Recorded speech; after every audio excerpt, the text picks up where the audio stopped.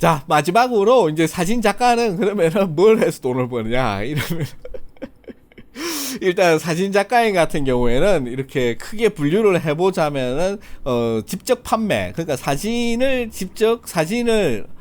만들어 가지고 내가 돈을 벌 수 있는 사진을 통한 돈을 버는 직접 판매가 있고, 그 다음에 이제 간접 수익이 있을 수가 있어요. 그러니까는 직접 판매라는 거는 내가 어디서 사진을 찍어 달라는 의뢰를 받아 가지고 그 목적에 맞게 찍어서 그 사진을 납품을 해 가지고 그 사진이 뭐 잡지에 실린다든지 아니면은 어디 뭐 이용을 한다든지 이래 가지고 사용되는 어떤 직접 판매가 있을 거고, 아니면은 내가 작품을 만들어서 그걸 전시를 통해 가지고 작품을 소장하는 사람들한테 직접적으로 판매하는 그런 게 그런 경우가 있고, 그런 경우에도 반드시 갤러리와 이렇게 그 수익 분배라든지 이런 것들을 계약서상에 잘 표기를 해놔야지 나중에 문제가 안 생기겠죠. 아무튼 그런 케이스들이 이제 직접 판매라고 보시면 되고, 그 다음에 간접 수입은 뭐냐 이러면은 가장 많은 간접 수입은 아마 이렇게 사진 교육 아니면은 뭐 특강, 뭐 강의라든지 교육이라든지 이런 데서 들어오는 수익이 이제 간접 수입이라고 생각하시면 될 것 같아요. 아무튼 그래서 이 직접 수익은 어떤 케이스가 있느냐 이러면은 아까 말씀드렸듯이 가장 사진 작가가 꿈꾸고 원하는 것들은 내가 작품을 만들어서 전시를 해가지고 그 작품을 팔아서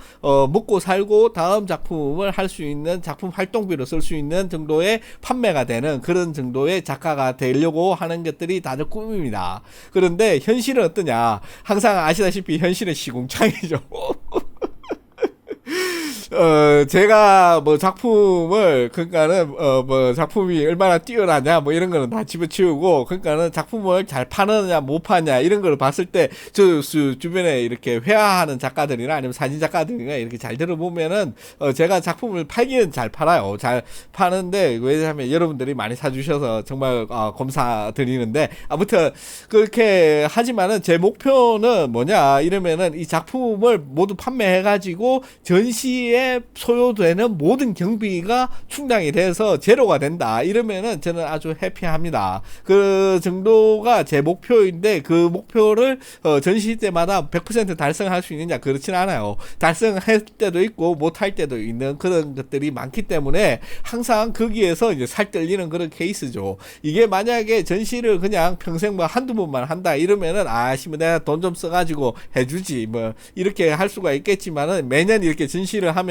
내가 아무리 그 돈을 막 써가지고 그걸 한다고 그러더라도 집을 팔아도 이게 몇 년 안 가서 훅 자빠집니다. 그래가지고 그게 굴러가지가 않아요. 굴러가지가 않기 때문에 여러분들 그 경력이나 이런 거 잘 보시면 아시겠지만, 작가들 처음에 이렇게 전시 쭉 하다가 뭐 10년 동안 뜸하고 이런 것들이 다들 그 전시하면서 막 피 터지게 막 까여가지고 피 줄줄 흘리고 이거 함부로 해서는 안 되는 거구나 이러면서 이제 그 안 하는 케이스가 많고 그러는데, 이제 제 같은 경우도 1년에 한 번 개인전을 하는 게 목표이기 때문에 그거를 위해서 진짜 살떨리게 좋은 작품을 만들어서 여러분들이 소장할 만한 그런 작품을 만들기 위해서 최선을 다하고 있어요. 그럼에도 불구하고 그게 정말 쉽지가 않다. 거기에 더불어서 저 작품을 팔아서 내가 먹고 살겠다 이러려면은 이거는 그 다음에 말씀드리겠지만은 이 우리나라 예술 시장이라는 게 있거든요. 거기에서 그 사람들이 가지고 있는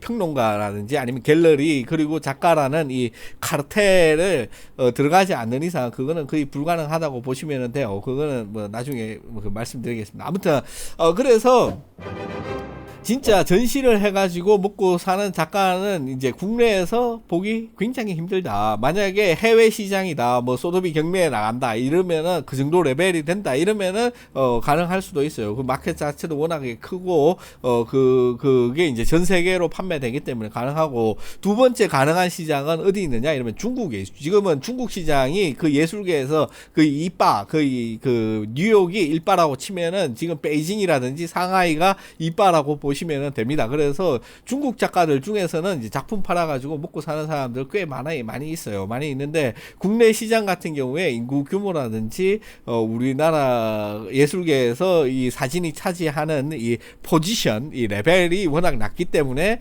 제가 봤을 때는 아주 힘들다. 그렇게 보시면 될 것 같습니다.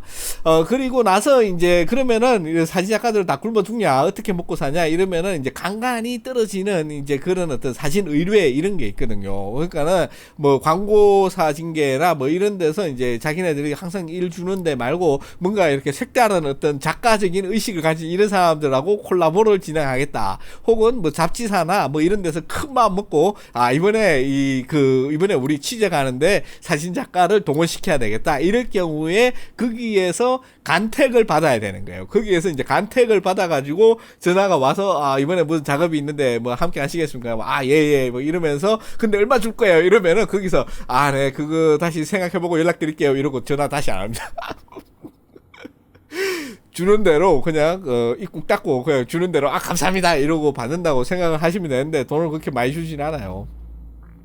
굉장히 힘듭니다. 아무튼 그렇게라도 이렇게 받아가지고 내가 일을 할 수가 있다라면은 진짜 우리나라에서 탑 레벨급의 이 사진 작가가 아니라면은 그런 일들이 들어오는 게 힘들죠. 왜냐하면은 그 사람들도 그 나름 목적이 있을 거 아니에요. 이번에 우리 잡지는 사진 작가 누가 찍었다 이렇게 광고도 하고 이래가지고 자기네들 이제 가오도 좀 살리고 좋은 사진도 넣고 뭐 여러 가지 그 판매를 걔네들도 그 판매를 촉진하려는 그런 목적이 있기 때문에 거기 뭐 이렇게 이제 새끼로 이렇게 커가지고 뭐 이제 막 올라오는 이제 새싹 같은 그런 작가를 거기 뭐 줄이 없다면은 그런데 이제 컨택을 하지를 않죠.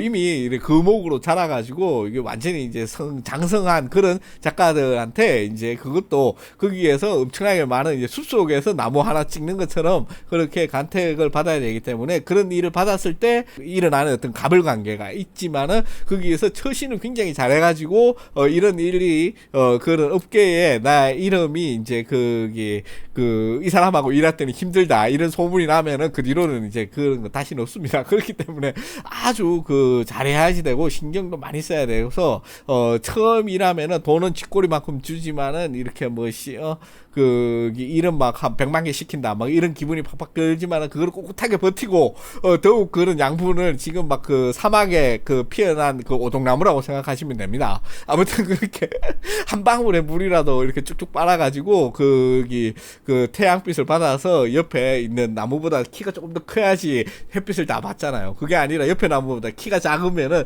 햇빛을 못 받아서 이제 클 수가 없는 거예요. 이 나무가 쓰러져가지고 이제 다시 내 햇빛을 받을 수 있는 그런 상황이 벌어지지 않는 이상 거의 불가능한 그런 상황이 될 수가 있기 때문에 아주 그런 기회가 한 번이라도 오면은 진짜 열심히 잡아가지고 잘 해야지 됩니다. 아무튼 그런 식으로 일을 받는다고 하면은 이제 프로로 이제 성장을 할 수가 있는 거죠. 그래서 이제 주로 일이 오는 데가 이제 사진을 필요로 하는 모든 업종, 모든 업종에서 올 수가 있으니까는 항상 그런 일이 왔을 때 그런 일을 잘 해낼 수 있도록 자기 스스로를 잘 단련해 놓고, 그러니까는 숨어 있는 무림의 고수가 이제 실력을 딱 쌓아가지고 이제 저기서 누가 이제 무릎 꿇고 딱 의를 딱 오면은 이제 정확하게 원하는 일을 딱 해결해 줄 수 있는 그런 것들이 필요한 거라고 그렇게 생각을 해요. 그 다음에 이제 아까 말했듯이 이게 사진 외적인 일, 그 다음에 이제 사진 외적인 일이 있겠죠. 이런 일들 같은 경우에는 주로 이제 사진을 하려는 사람들을 가르치는 이제 강의가 있을 거고, 그게 아니라면은 어떤 뭐 기업이라든지 뭐 이런 데서 특강 같은 게 있을 경우에 뭐 사진 작가가 보는 세상 뭐 이런 거라든지 뭐 이런 것들이 오면은 이제 거기 가서 이제 강의를 해준다든지 이빨을 이렇게 틀고 온다든지 이런 걸로 이제 돈을 받는 건데, 거기에서 이제 가장 성공한 케이스는 이제 대학 교수로 가는 거죠. 대학 교수로 가는 게 가장 성공한 케이스인데, 아시다시피 이게 웬만한 걸로 안 되잖아요. 이게 뭐 지금 뭐 하려는 사람은 1000명인데 자리는 하나 나고 이런 케이스인데, 이 사진계는 훨씬 더 심하다고 보시면 돼요. 그래서 그런 것들을 이제 바라보고 가는 것 자체가 조금 제가 봤을 때는 힘들다. 그 다음에 이제 되는 게 이제 사설 이제 강의를 여는 거죠. 사설 강의를 열어가지고 나를 보고 찾아온 사람들을 가르치고 거기에서 이제 일종의 수강료를 받아가지고 이제 먹고 사는 그런 케이스 케이스인데 대부분의 이제 사진 작가들이 이제 두 번째 케이스라고 보시면 될 것 같아요. 거기서 이제 엑스트라로 아까 말씀드렸듯이 간간히 사진 파는 거, 그 다음에 저기 그 의뢰 들어오는 거, 그 다음에 이제 어디 뭐 특강 해달라고 연락 오는 거, 요런 것들을 이제 잘 조합을 시켜가지고 생계를 유지를 한다. 사진으로 이제 그렇게 해서 밥을 먹고 산다. 그러면은 제가 봤을 때는 거의 우리나라에서 특 A급이라고 보시면 될 것 같아요. 그거조차 굉장히 힘들다. 제가 말씀드리는 이게 가능하다. 이러면은 진짜 그 웬만한 그런 여러분들이 이름만 들어도 아는 그런 사진작가 레벨이라고 보시면 됩니다. 그게 아니라면은 실제로 이제 생활을 하기가 힘들다는 거죠. 그래서 어떤 케이스가 있느냐 이러면은 이렇게 자기가 돈을 버는 주업은 따로 있고 이 사진을 일종의 부업으로 하는 케이스가 있을 것 같고, 그게 아니면은 이제 자기 집안이 워낙 부유해가지고 돈을 안 벌어도 이렇게 먹고 사는데 큰 걱정이 없는 그런 사람들이라고 보면은 거의 될 것 같아요.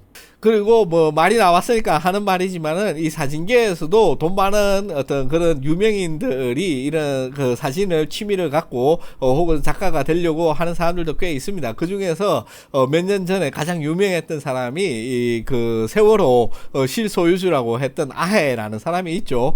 그 사람들 같은 경우에는 이렇게 그 유명한 갤러리나 이런 데에서도 전시도 막 하고 이 돈으로 밀어붙여 가지고 할 수 있는 것들이 엄청나게 예술계에 많다.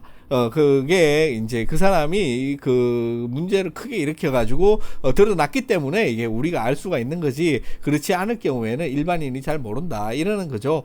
그런 어떤 그 예술계의 종합적인 문제나 이런 게 궁금하시면 다음 편에 아까 말씀드렸듯이 이 카르텔에 대해서 한번 썰을 풀어보도록 하겠습니다. 네, 아무튼 이렇게 시청해주신 여러분들께 진심으로 감사드리고요. 다음 시간에 또 즐겁게 뵙도록 하겠습니다. 고맙습니다.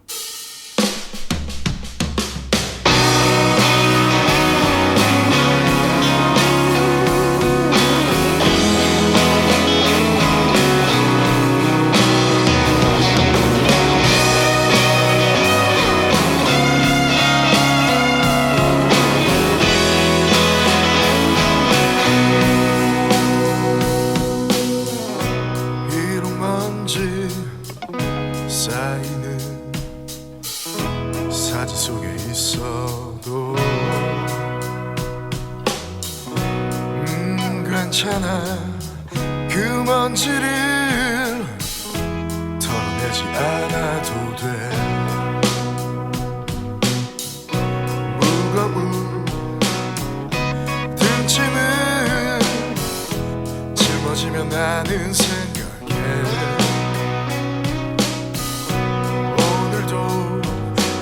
카메라를 둘러매고 길을 나서네. 가슴을 고동치게 하는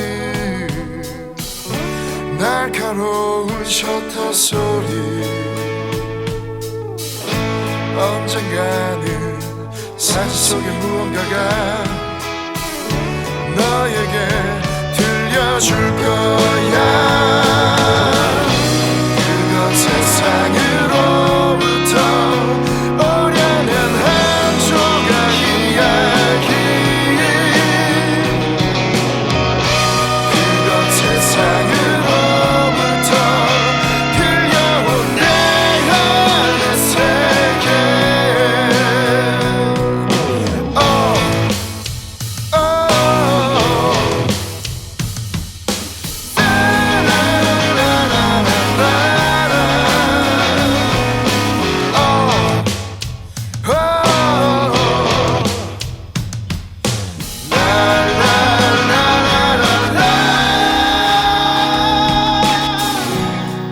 세상 누군가